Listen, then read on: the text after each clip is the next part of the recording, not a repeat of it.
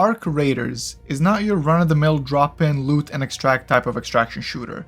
I think this game is a true social experience, and that's what makes it one of a kind. But before we get into all that, let's dial it back a little bit.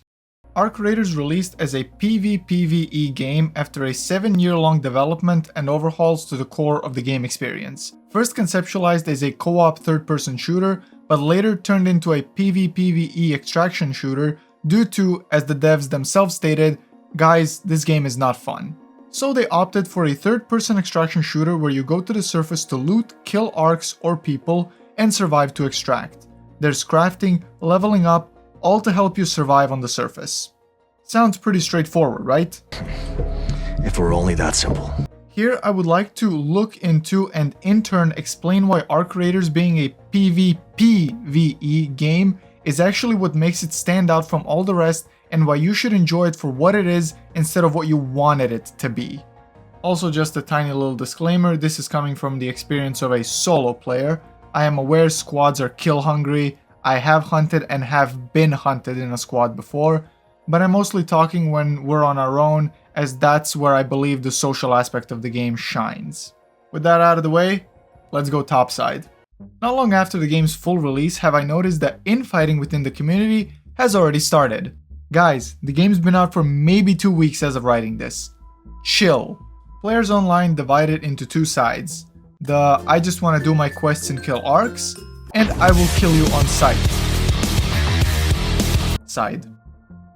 And I will go out to make this very clear, there is no right or wrong answer here. It's a game you paid for and therefore have the right to play it however you want. But the simple fact that these two types of players exist in the same space is what makes the game unique. When I look at another extraction shooter I played recently, Delta Force, that is the prime example of kill on sight. Yes, there are also quests, but it's guaranteed if someone sees you, they will open fire. There's no real incentive to work together. Arc Raiders is different. By mixing friendly and unfriendly players together and throwing in a quote-unquote common enemy in the form of arcs, you get this interesting social experience where some people will be inclined to help each other out, while others will be out for blood.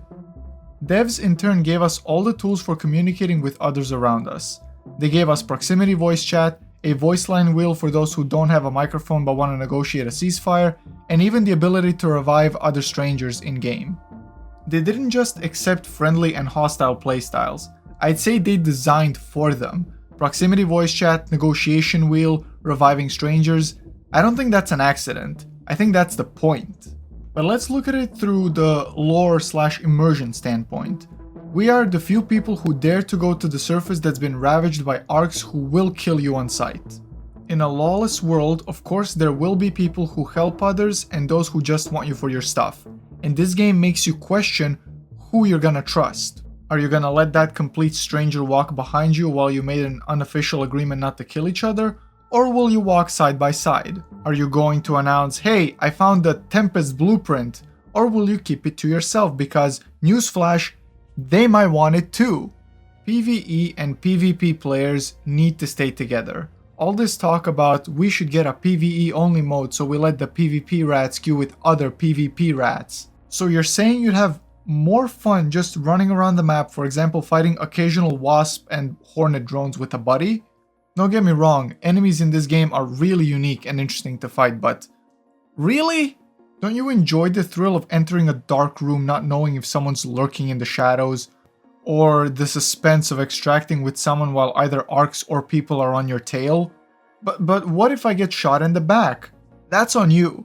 That'll teach you to be more careful next time with people. Will you still see the good in people then? Think of it as character development in a story. Will this be the beginning of your villain arc?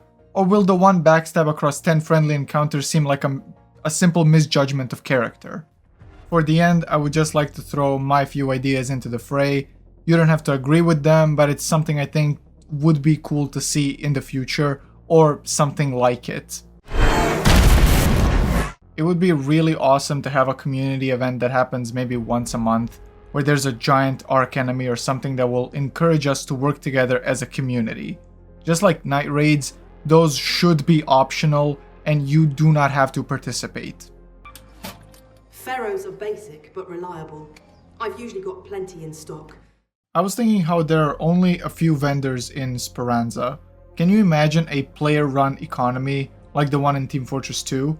I know people voiced concerns about it being too easy to buy stuff and skip the whole exploration process, but I think people should only be able to sell materials, not full weapons and blueprints. And trade wouldn't be in money, but in materials. A little trading game, so to speak. Maybe throw in a chat box so you can haggle with the other person about the price. Think fast. I know PvP players are gonna rake me over the coal for this, but imagine a bounty system for killing too many raiders. I sort of envisioned it like this. If a person kills too many raiders, they get a bounty on their head, and their character along with their username appears on the bounty board. So now, if you randomly, yes, randomly, stumble upon that person and kill them, you get the bounty money. It can be materials or money. What about the person who has the bounty on them? Well, they would have two options. Keep up their streak, and the more raiders they kill, the higher their streak goes, and upon every extraction they can choose to cash in. Or, keep going.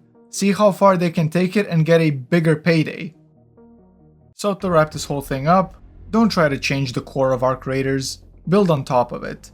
Embark made an amazing experience for explorers, killers, and looters alike. For the past 2 weeks I've been addicted to it and I'm enjoying every second of it. So my final message would be, enjoy the experience now for what it is, not what you wanted it to be. Stay safe out there, Raiders.